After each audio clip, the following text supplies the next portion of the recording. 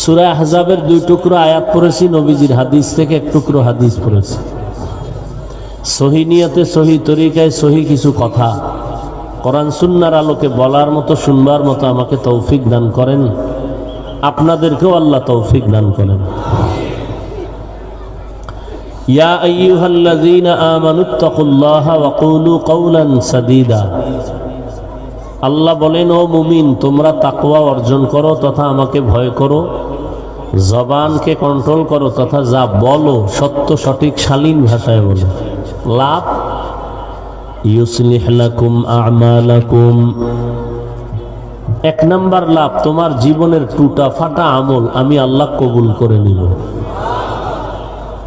2 number লাভ, ওয়া ইয়াগফির লাকুম যুনুবাকুম। তোমাদের জীবনের সব গুনাহ আমি মাফ করে দেব। সুবহানাল্লাহ আসে না? যেইভাবে বিড়ি টানেন, মিছা কথা আর গীবত করেন, সুবহানাল্লাহ আসবে কেমন? হরন সাউন্ড বক্স তো একটাই, বিড়ি টানুন না যেটা ওইটাই। ওখান থেকে সুবহানাল্লাহ আসতে তো বহু সময়ের ব্যাপার। ومن يطع الله ورسوله فقد فاز فوزا عظيما। যে বাজারা আল্লাহ এবং তার রাসূলের অনুকরণ করবেন, আল্লাহ বলেন তাদের বিজয়টা হবে চূড়ান্ত বিজয়, বিনা হিসাবে তারা জান্নাতি। রহমতের নবী বলেন, হে উম্মত, 2 জিনিস হেফাজতের জিম্মাদারি যদি তোমরা নেও, আমি নবী তোমাকে জান্নাতে নেওয়ার জিম্মাদারি নিব। কয় জিনিস? 1, জবানের হেফাজত করো। 2, তোমার লজ্জাস্থানের হেফাজত করো। নবী বলেন, এই 2 জিনিস হেফাজত যদি করো, আমি রসুল তোমাকে জান্নাতে নেওয়ার জিম্মাদারি নিব। আয়াত ও হাদিসের মূল আলোচনার বিষয়বস্তু জবানকে কন্ট্রোল করা। হাত কন্ট্রোল করার কথা এখানে বলেননি, চোখ কন্ট্রোল করো বলেননি, পা হেফাজত করো বলেননি, বলছেন জবান হেফাজত করো। নবীও বলেন, জবান কন্ট্রোল যদি করে নাও, আমি নবী তোমাকে জান্নাতে নেওয়ার জিম্মা নিলাম। জবানকে আল্লাহ কন্ট্রোল করতে কেন বলেছেন? এর কয়েকটা কারণ আমি আপনাদের সামনে বলি। প্রথমত, এই জবান হলো শরীরের সবথেকে বড় একটা অঙ্গ, যেটা আল্লাহর বড় নেয়ামত। আবার এই জবান ভিন্ন দিকে মারাত্মক একটা অস্ত্র। নেয়ামত কেমন? বলে, আমি যে মাউথ সামনে নিয়ে কথা বলি, মেশিন আমার কথা টেনে বক্স থেকে, ইউনিট থেকে, হর্ন থেকে বের করে দূরে সরায়। মেশিন চলতেছে দীর্ঘ সময়, ফ্যানের বাতাস দিয়ে ঠান্ডা করা লাগবে। দীর্ঘ টাইম যদি চলে, মেশিন গরম হয়ে আগুন লেগে পুড়ে যাবে। আল্লাহ বলেন, রে গোলাম, একটু চিন্তা করে দেখ, জিহ্বা নামের মেশিনটা নাড়াইয়া 20, 30, 40, 50 বছর কত হাজার কোটি কথা সাপ্লাই দিলি। এই মেশিনটাকে ঠান্ডা করে চিন্তা কর, এই মেশিনের কথা কোন ভাবে কে সাপ্লাই করে চিন্তা করো। মোবাইলটা হাতে নিয়ে কথা বলতেছো, দীর্ঘ টাইম কথা বলার পরে হঠাৎ মোবাইল কেটে গেল, কথা বন্ধ। ব্যাপারটা কি বুঝলাম না। মোবাইলের স্ক্রিনে তাকায় ভাবলাম ব্যালেন্স নাই, দেখি না ব্যালেন্সও আছে। নেটওয়ার্কের কি সমস্যা? বল, দেখলাম কয় নেটওয়ার্কেরও সমস্যা নাই। তাহলে কথা বন্ধ কেন? বের করে দেখি মোবাইলের নেটওয়ার্ক আছে, টাকাও আছে, কিন্তু চার্জ নাই। কি নাই? তাড়াতাড়ি আবার ফুল চার্জ দিয়া দাও। যদি আবার ফুল চার্জ দিয়া কথা বলা শুরু করো, আনলিমিটেড কথা বলবা, কাটবে না। মোবাইলে কথা বলতে বলতে বলতে বলতে চার্জ চলে গেছে, আবার তুমি চার্জ দিয়া কথা বলো, না হয় আর মোবাইলে কথা বলা হবে না। জিহ্বা নামের মেশিনটা নাড়াইয়া কত হাজার হাজার কোটি কথা সাপ্লাই দিয়েছো। ও বান্দা, তুমি কি বলতে পারবা চার্জ না থাকার কারণে কথা বন্ধ হয়ে গেছে? এক সেকেন্ডের জন্য তোমার জবান বন্ধ হয় নাই। জিহ্বা দ্বারা কথা বলতে বলতে মানুষের গাল ব্যথা করে, ঠোঁট ব্যথা করে, কপাল ব্যথা করে। কোনদিন একটা সেকেন্ডের জন্য কারো জিহ্বা ব্যথা করে না। ও বান্দা, একটু চিন্তা কর, এই জিহ্বা কত বড় নেয়ামত। নেয়ামতের শুকর আদায় করো। আমি আল্লাহ তোমাকে জবান দিলাম, এমনে দেই নাই। এই জবান এমন একটা তোমার বডির জন্য পাওয়ার আলা অস্ত্র। এক প্লেট খানা নিছো খাওয়ার জন্য, হাত দিয়ে তাকে তদন্ত কইরা দেখলা কোনো ঝামেলা আসেনি, হাত অ্যান্সার দিল নাই। চোখ অ্যান্সার দিল খানার প্লেটের খানায় কোনো ঝামেলা নাই। হাত আর চোখের অ্যান্সার পাইয়া লোকমা রেডি। একটা লোকমা উঠায় যখন মুখে দিয়েছি, জিহ্বার নামের রাডারে ধরা পড়ছে লোকমায় ঝামেলা আছে, ভিতরে নিস না। জিহ্বায় বলে ফেলছি, তোমার এই লোকমা একটা চিকন চুল আছে, এই লোকমা ফেলে দাও। হাত ব্যর্থ, চোখ ব্যর্থ, জিহ্বা নামের অস্ত্র তোমাকে ধরায় দিল। কত বড় নেয়ামত! এই একটা জিহ্বা আমাকে মানুষ বানায় দিছে। না হয় আমার হাত, আমার চোখ, আমার কান, আমার নাক, আমার পা, আমার পেট, আমার ক্ষুধা, এগুলো আমি একা বান্দার মধ্যে নাই, জঙ্গলের পশুর মধ্যে এগুলো আছে। হাত আছে, চোখ আছে, পা আছে, সব আছে। কিন্তু জিহ্বা নামের নেয়ামতের কথার আওয়াজ কোনো পশুর মধ্যে নাই।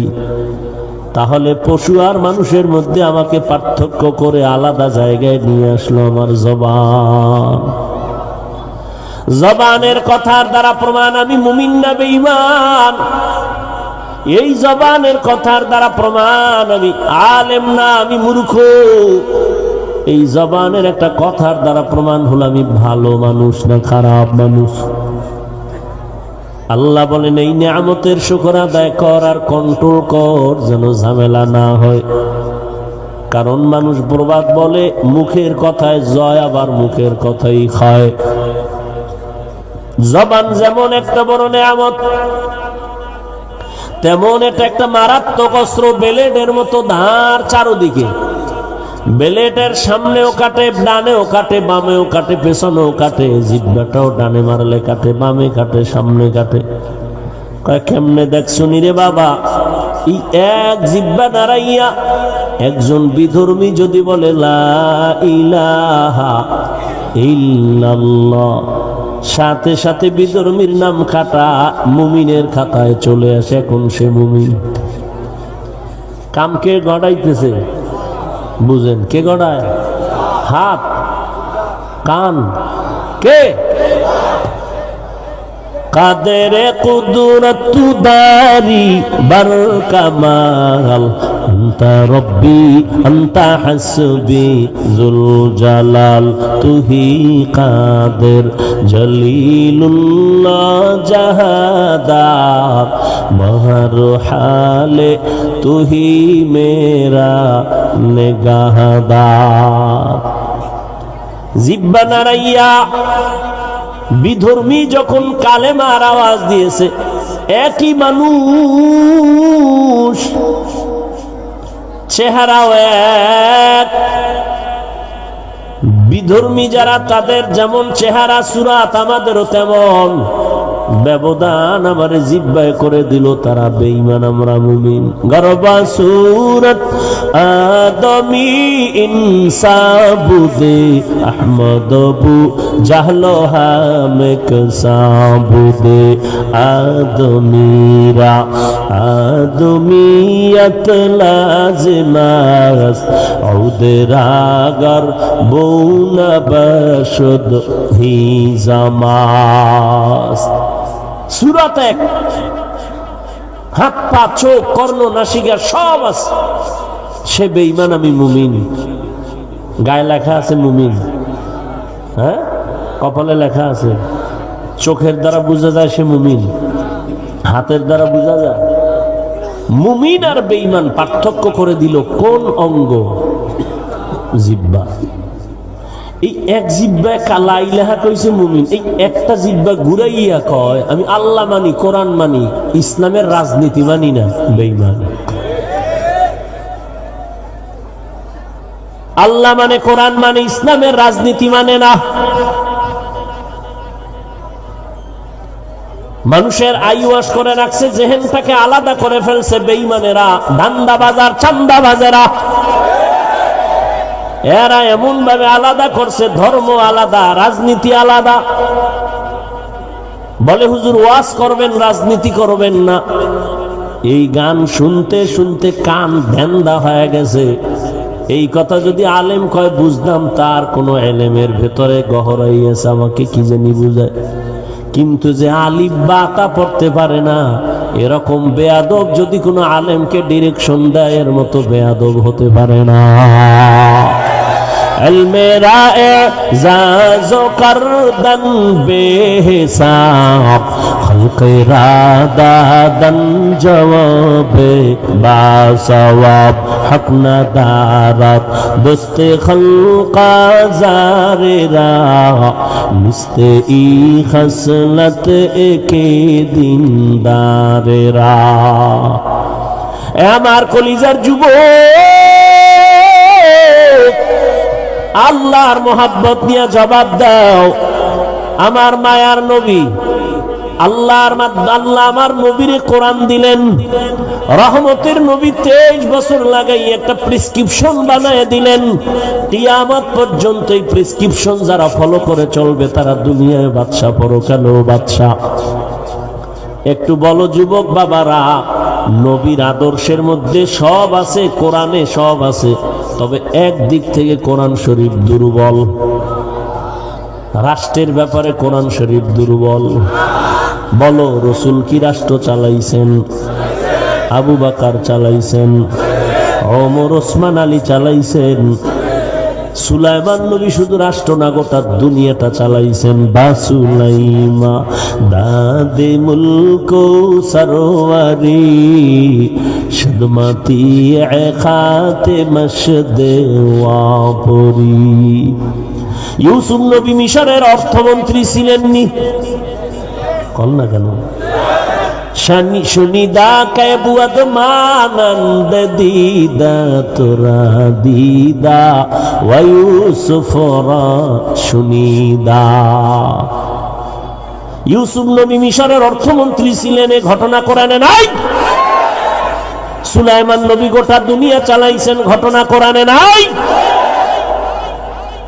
কেন বলো কোরআনে রাজনীতি নাই, ইসলামে রাজনীতি না? হ্যাঁ, তোমার মতো ধান্দাবাজি, চান্দাবাজি ইসলামে নাই। মানুষ জবাই করার রাজনীতি, পচা, এগুলো ইসলামে নাই। গাড়ি বাড়ি ঘরে আগুন জ্বালায় দাও, এগুলো ইসলাম সমর্থন করে না। ইসলামে রাজনীতি কি আছে? মালিক যেই প্লেটে খাবে, গোলামও সে একই প্লেটে খাবে। ইসলামী রাজনীতিতে কি আছে? বলে কর্মচারী কাজ করবে, ঘাম ঝরার আগে বেতনটা দিয়ে দাও। আর ধান্দাবাজিতে কি আছে? কাম কইরা বেতনের জন্য রাস্তায় আন্দোলন কর, আর পুলিশের বিডা খা। ঠিক নেই? এরে যুবক, কার পেছনে দৌড়াইয়া দাড়ি কাটছো? কি পাওয়ার আশায়? 16 বছর তো কম দৌড়াইলি না, পাইছো কি? জেলখানা। কম দৌড়াইলি না রে বাবা, কার পেছনে দৌড়ায় দাড়ি কাটছো, নামাজ ছাড়ছো, কি পাওয়ার আশায়? অথচ তোমার কপাল বড় খারাপ। আর কোরআনওয়ালা, নবী আদর্শওয়ালারা কারো পেছনে দৌড়ায় নয়, যে কারণে তারা এখনো শান্তিতে আছেন, ভবিষ্যতেও থাকবেন। তারা আগেও যেমন, এখনো তেমন, সামনেও তেমন। এরা দুনিয়াতেও বাদশা, পরকালেও বাদশা। চেয়ারম্যানের চেয়ারের মেয়াদ শেষ। আমগো হুজুর গো চেয়ারের কোনো মেয়াদি নাই, আবার শেষ কিসের? কি जिंदगी में बंदगी तू करना है, जिंदगी में बंदगी तू करना है, जिंदगी बे बंदगी शर्मिंदा है, जिंदगी बे बंदगी शर्मिंदा है। यहाँ हम सब मुसाफिर दिल ना लगा, अहले दिल की नजर से रूह करता जा, यहाँ हम सब मुसाफिर दिल ना लगा, अहले दिल की नजर से रूह करता जा। शाह दौलत सब फकीर गर नेक नहीं, शाह दौलत सब फकीर गर नेक नहीं, जिंदगी में बंदगी तू करना है,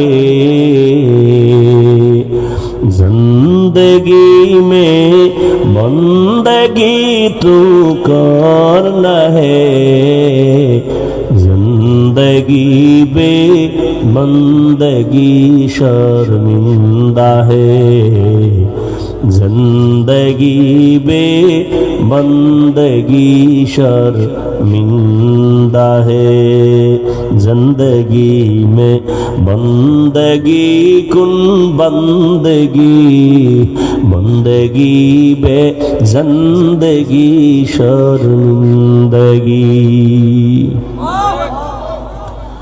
এরে আমার কলিজার যুবক বাবারা, বৃদ্ধ বাবাজিরা, ওলামায়ে কেরাম, পর্দার আড়ালের মা বোনেরা, ভালো করে বুঝেন জবান কত বড় নেয়ামত। একই জবান দিয়া লা ইলাহা পড়ল, মুমিন হয়ে গেল, আবার এক জবান দিয়া আল্লাহর একটা বিধানকে অমান্য করলো, সে বেঈমান হয়ে গেল। এক জবান দিয়া এই মোবাইল কত কচু দিলে তোরা তওবা করবি। জীবনটা শেষ করলাম এই মোবাইলের বিরুদ্ধে বইলা, শুনে না মানুষ এত নষ্ট, প্রয়োজনে বক্তা বাদ দাও, আমগো আকাম বাদ দিব না। ব্রেন এত নষ্ট হয়েছে যে আকাম বাদ দিবে না, প্রয়োজনে বক্তা বাদ দিবে, যে হুজুর বাদ দাও। এতগুলো হুজুর ওয়াজ কইরা গেল, কেউ কিছু কইল না, উনি একজন বুজুর্গ, বাদ দে এই বক্তা, আমাকে আকাম বাদ দেওয়া যাবে না। কপাল এত নষ্ট হয়ে গেছে। রাগ করিস না রে যুবক বাবা, আল্লাহর জাতের কসম, এই দুনিয়ায় আলেম ছাড়া তোদের আপন কোনো বন্ধু নাই। যত বন্ধু বন্ধু মনে করো সব স্বার্থপর, স্বার্থে আঘাত লাগলে দল থেকে নাম কাটবে না, কল্লা কেটে দিবে।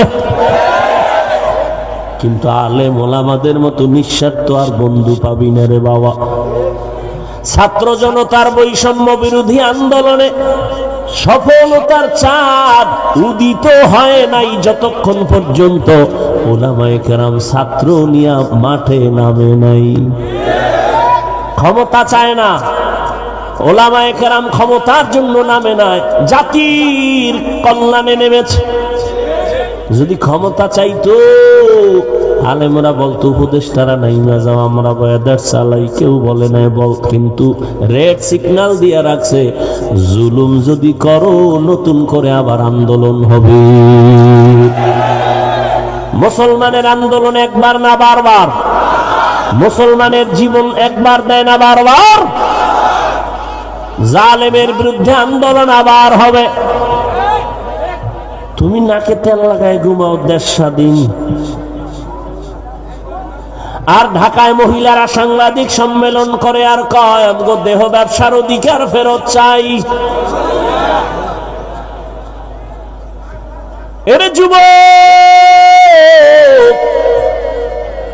মুসলমান তো স্বাধীন বলে ওই দিন নাকে তেল লাগায় ঘুমাবে যেদিন ইসলামের স্বাধীন হবে। স্বাধীন স্বাধীন বলে তো ওই দিন নাকে তেল লাগায় ঘুমাবি। মুসলমান ওই দিন আরামে ঘুমাইবা যেদিন উলামায়ে কেরাম সিনা টান করে দ্বীনের কাজ করবে, কথা বলবে, পাড়ায় মহল্লায় কোনো বেনামাজি থেকে অনুমতি নেওয়ার প্রয়োজন হবে না। মুসলমান তো নাকে তেল লাগায়া নিশ্চিন্তায় ঘুমাবে ওই দিন। এই দেশের মাদ্রাসা মসজিদের কমিটিতে বেনামাজি সুদখোর থাকবে না যেদিন। শিয়ালের হাতে মুরগি দিয়ে কয় 3 দিনের আমানত। কয়দিন? শিয়াল পণ্ডিত কয় দোয়া চাই মাপ চাই, 3 দিন কেন 1 দিনও না?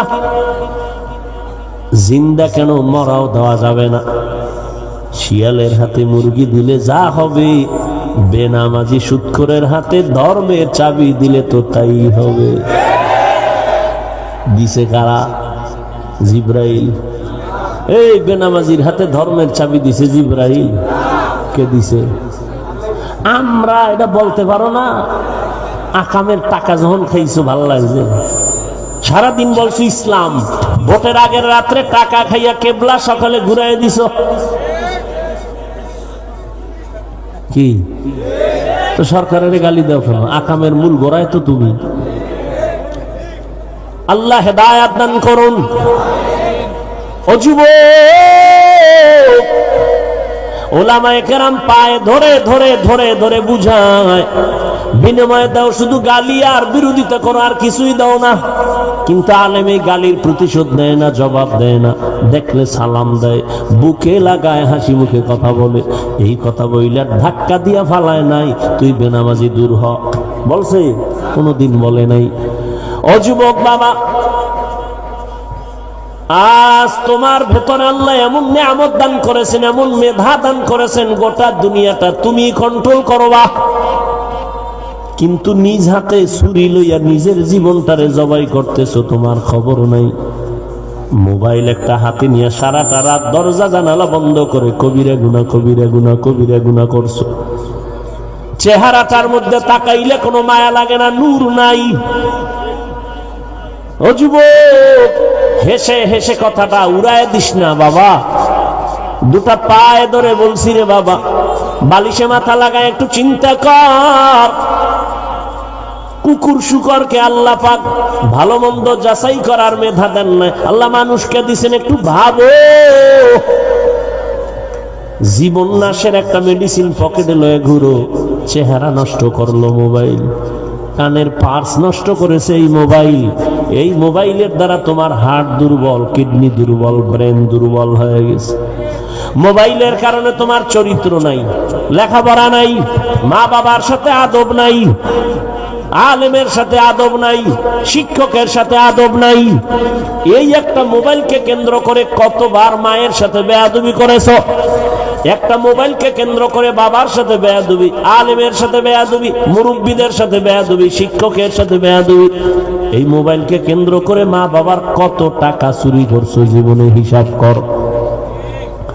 এই মোবাইলের কারণে তোমার কিচ্ছু নাই, কিচ্ছু নাই।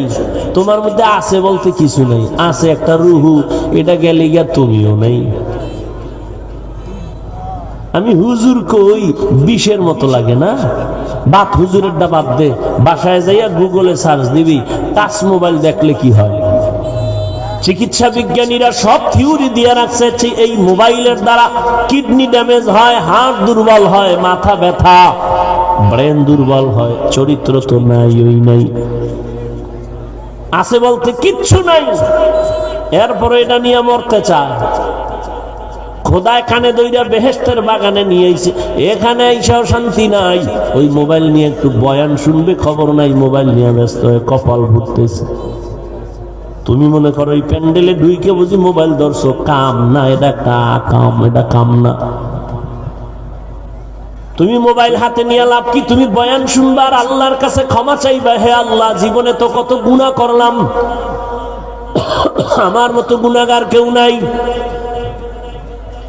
মনে হয় যেন গুনার কারণে আমার হাত না পাক, চোখ না পাক, জিহ্বা না পাক, অন্তর না পাক। এই একটা মোবাইলকে কেন্দ্র করে মনে হয় আমি মানুষের কাতারেই নেই। এখনো সময় আছে, তওবা করো। তুমি লেখাপড়া করে একটা ভালো ডাক্তার হও, আমি তোমারে হুজুর হইতে বলি না, এই টেনশন কইরো না, ফাও ফাও। তোমার হুজুর হওয়া লাগবে বলি নাই, পাস করলি পড়ো বলি নাই, তাবলিগে যাও বলি নাই, পীরের কাছে যাও বলি নাই, কওমি মাদ্রাসায় যাও বলি নাই। বরং তুমি স্কুলে পড়ো আলহামদুলিল্লাহ, কলেজে পড়ো আলহামদুলিল্লাহ, চাকরি করো আলহামদুলিল্লাহ, ব্যবসা করো আলহামদুলিল্লাহ। ও যুবক, ভালো করে শুনিও, তামাশা মনে করিও না। আমি অন্তর থেকে বলে গেলাম, ডাক্তার হও, দোয়া করি। একজন ইঞ্জিনিয়ার হও, প্রফেসর হও, ওসি ডিসিএসপি হও, তুমি একজন ব্যবসায়ী হও, চাকরিজীবী হও, তবে আমার ছোট একটা দাবি, বেয়াদব হইও না রে বাবা।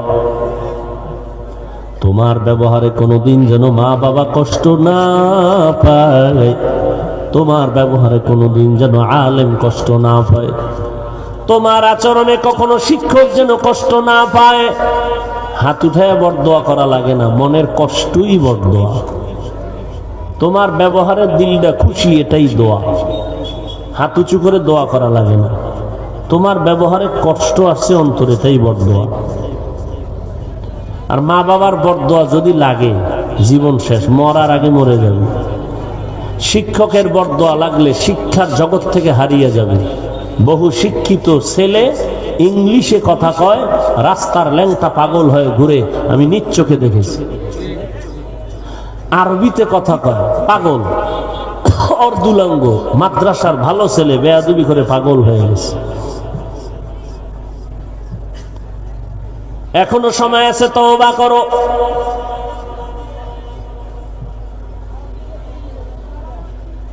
মসজিদের মধ্যে মোবাইলের রিংটোনের আওয়াজে নামাজের ভেতরে ধাক্কা লেগে গেল, মন ছুটে গেল।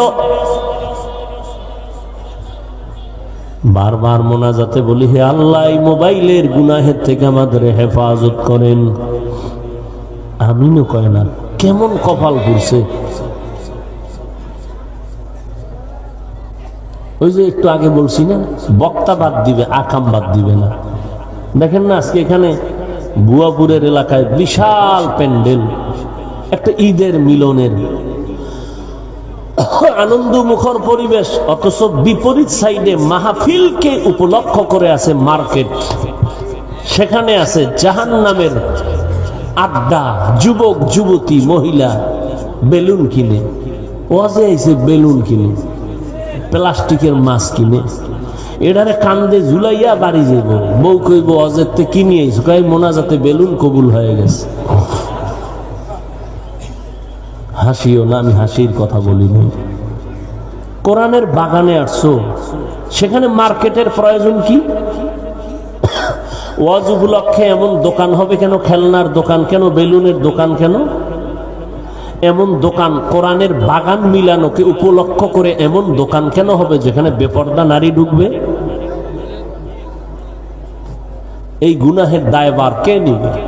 বলেন নাই, মানুষ নাই, কে বলবে, কে শুনবে? আমি তো বলবো না, কারণ আমার দাওয়াত বন্ধ হয়ে যেতে পারে। আল্লাহ সব ভাইকে হেদায়াত দান করে। বসছে বেহেশতের বাগানে, করতেছে মোবাইল উঠায় কবিরা গুনাহ। সরকারের অর্ডার ছাড়া, মদিনার অনুমতি ছাড়া, ভিন্ন কোনো কারণে ছবি তোলা হাজার কোটিবার কবিরা গুনাহ হারাম। বসছে বেহেশতের বাগানে, করতেছে কবিরা গুনাহ। কেন? সেদিন এক চোরার ঘরের চোরা কান্দে হাত দিয়ে, হুজুর একটা সেলফি যদি আল্লাহ কিয়ামতে হইছিল মাফ করে। চিন্তা করতে পারেন মানুষের জেহেন কত নষ্ট। বাথরুম থেকে বের হয়েছি, সামনে একজন মোবাইল ধরে রয়েছে, কি ওকা হুজুর একটা ছবি, আমি কি ভিতরে ঢুকতি?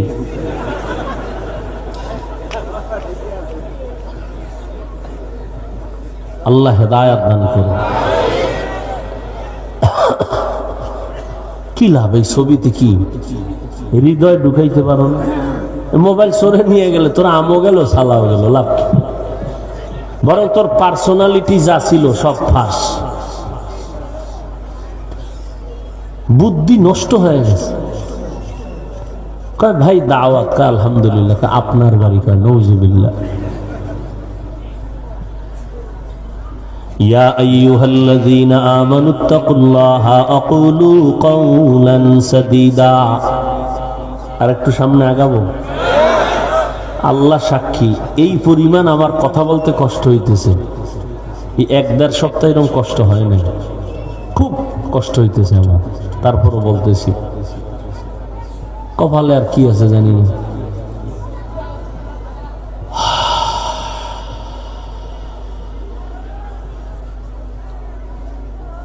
মোবাইল থেকে নিজেরে বাঁচাও যুবক। যদি তোর হায়াত আরো 30 বছর থাকে তো অর্ধেক শেষ, আর বাঁচবি 30 বছর। কথার কথা, তুই 30 বছর বাঁচতে হবে তোর পঙ্গু হইয়া। তা হাত থাকবে, হাতের শক্তি থাকবে না, চোখ থাকবে, পাওয়ার থাকবে, এখনই নাই। কিছু একটা পড়তে লইলে সব ধোঁয়া ঘোলা। মোবাইল দেখতে দেখতে চোখ নষ্ট হয়ে গেছে। আমি বানায় বলতেছি না রে বাবা, আমি তোমার কল্যাণ চাই, তোমার উপকার চাই। قال رسول الله صلى الله عليه وآله وسلم خير الناس من ينفع الناس। রহমতের নবী বলেন, সব থেকে দামি মানুষ এই ব্যক্তি যে অন্যের উপকার করে, ক্ষতি করে না। একটা পশু মানুষের উপকার করে, আর আমরা মানুষ কত খারাপ। 24 ঘন্টা খালি কারে বাস দিমে নিয়ত করি, অল টাইম। ঘুমের আগে এই নিয়ত, উঠাও সেই নিয়ত। ঘুমের আগে 2 লাইন লেখা দিছে, এক বাস দিয়ে দিছে এক হুজুরের। বন্ধুরে টেলিফোন করে, ঘুমাও কা ঘুম। কিসের ঘুম? দেখ আমি কি লিখছি।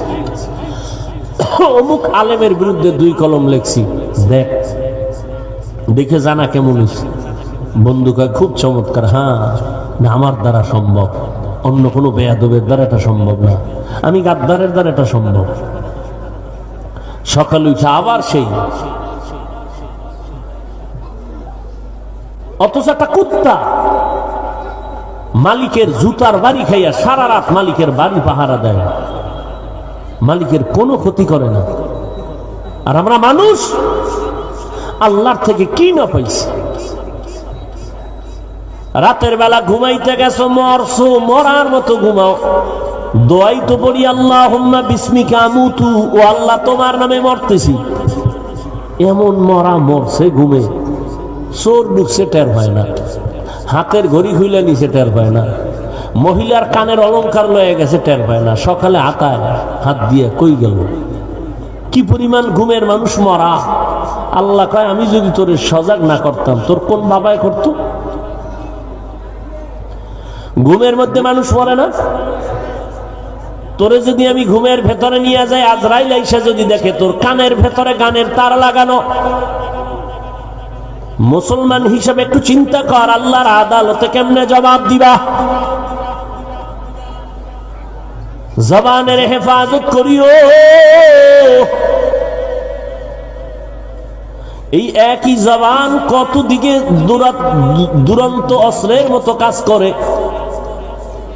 একই জবান দিয়ে অপরিচিত একটা মাইয়ারে ধইরা 2 জনের সামনে কয়, তুই আমার জীবন সঙ্গিনী, বল তুই রাজি নি? মাইয়া কয় রাজি। 2 জন সাক্ষী বউ হয়ে গেল, বউ।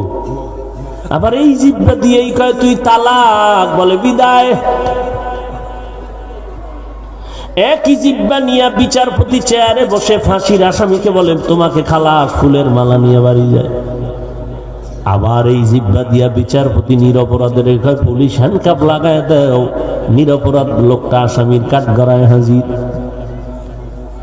এই জিহ্বা বড় মারাত্মক, না আমার থেকে বেশি দৌড়ায়, আমার কন্ট্রোলের বাইরে। হাত অন্যায় করে রশি দিয়ে বেঁধে দাও, অন্যায় করবে না। পা অন্যায় করে রশি দিয়ে বান্ধো।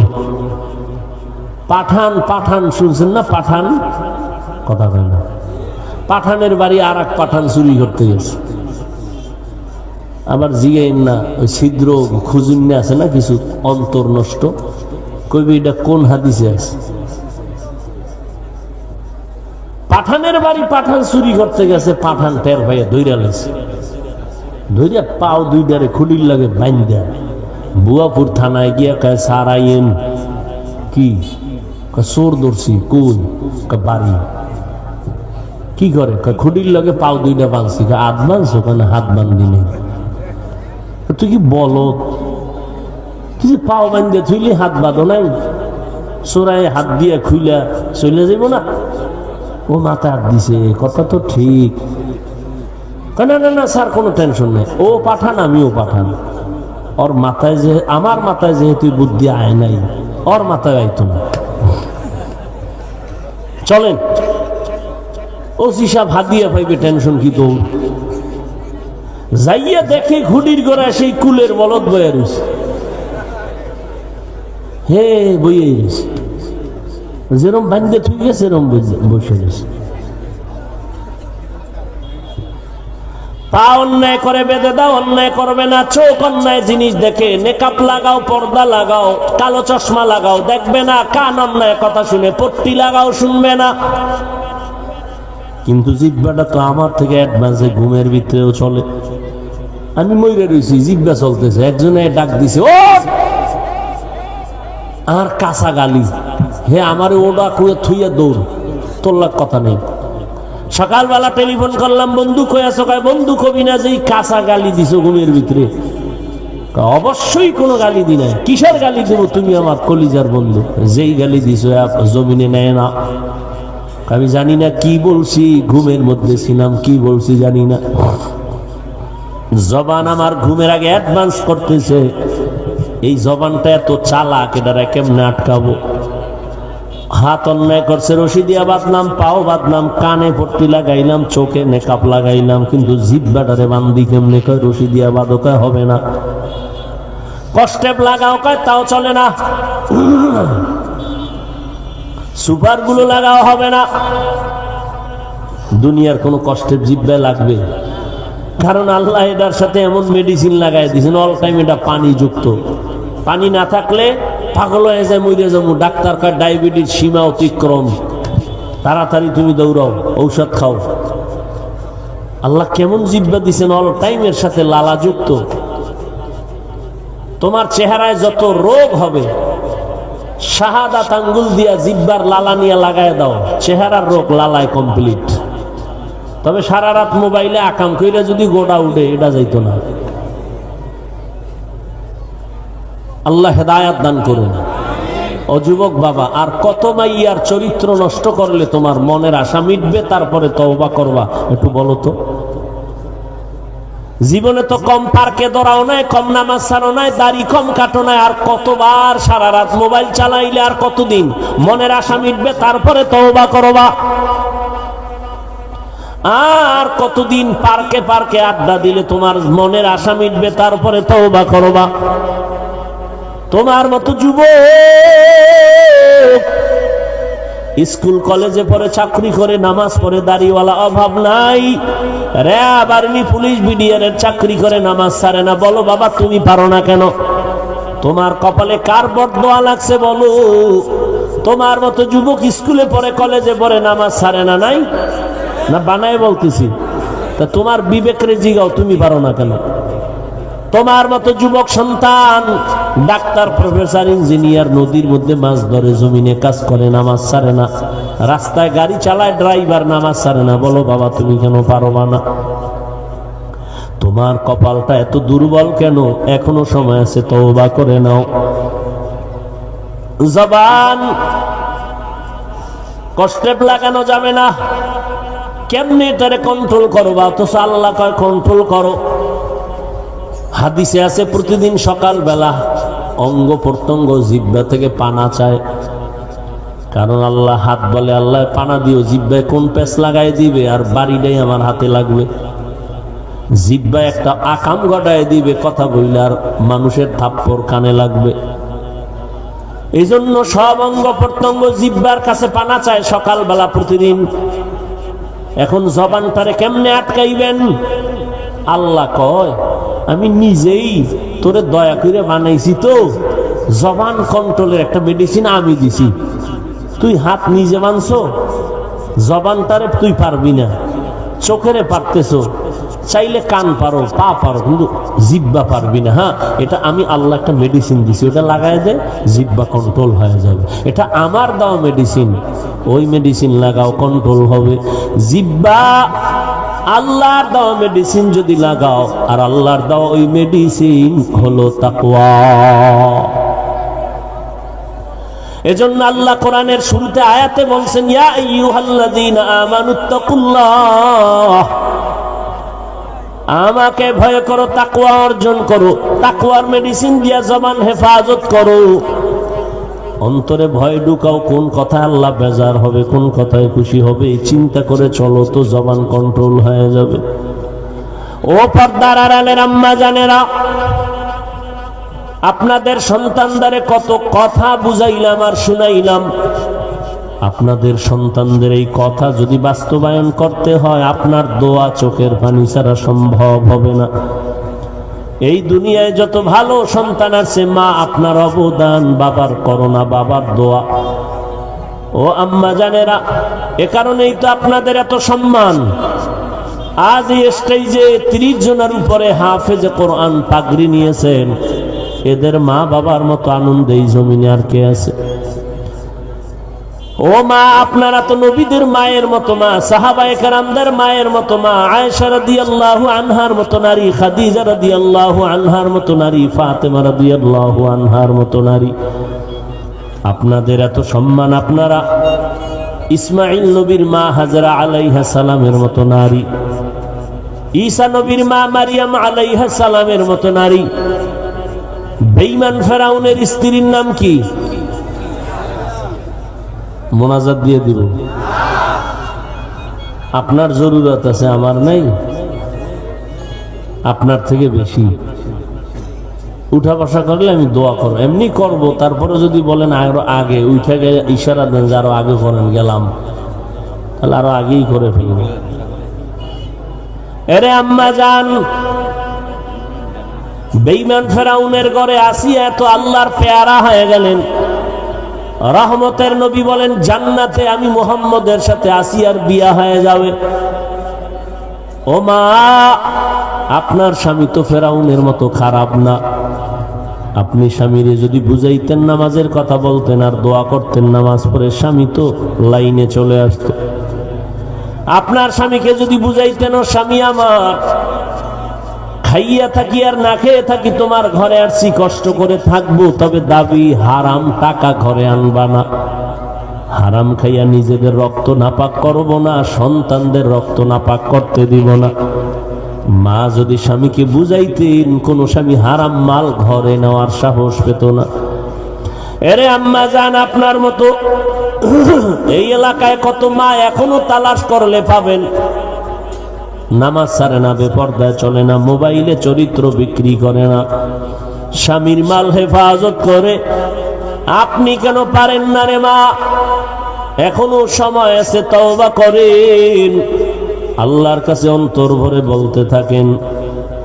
আর বেপরদায় চলবেন না, নামাজ ছাড়বেন না, স্বামীর মাল খেয়ানত করবেন না, সন্তানগুলো আদর্শওয়ালা বানাবেন। আপনার সন্তানটারে যদি বুঝায় যান, মা হিসাবে যদি বলেন, সন্তান কোনদিন মিথ্যা বলবা না, মুরব্বীদের সাথে কোনদিন কথা উল্টা পাল্টা বলে বদদোয়া নিবা না। মায়ের কথা সন্তান আজীবন মনে রাখতো, আর মায়ের আদর্শ নিয়ে বড় হইতো। এরে আম্মা জান, এখনো সময় আছে, তওবা করেন।